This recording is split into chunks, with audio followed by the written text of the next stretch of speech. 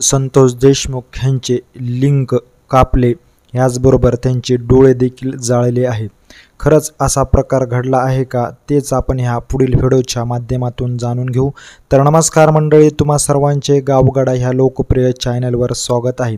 केज तालुक्यातील मस्साजोगचे सरपंच संतोष देशमुख यांचे अपहरण करून त्यांची निर्गुणपणे हत्या करण्यात आलेली आहे। ह्या हत्येनंतर राजकीय नेत्याकडून आरोप प्रत्यारोप होताना आपल्याला पाहण्यास मिळत आहे।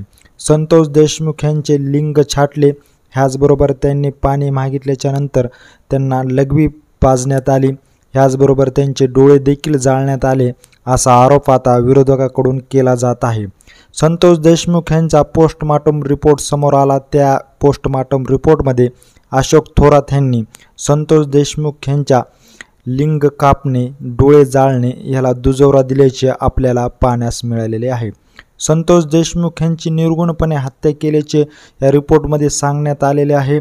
अत्यंत क्रूरपणे संतोष देशमुख यांना मारहाण करून त्यांची हत्या केल्याचे या रिपोर्टमध्ये नमूद केलेले आहे।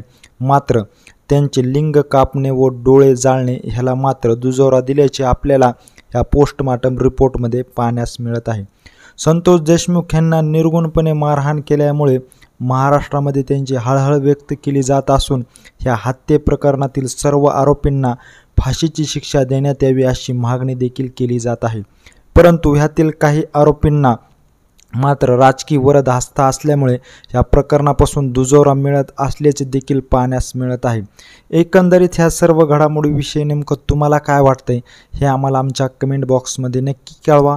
आणि अशीच अपडेट जर तुम्हाला वेळोवेळी जाणून घ्यायची असेल आणि तुम्ही अजूनही आमच्या चॅनलला जर सबस्क्राईब केलं नसेल तर नक्की सबस्क्राईब करा। धन्यवाद।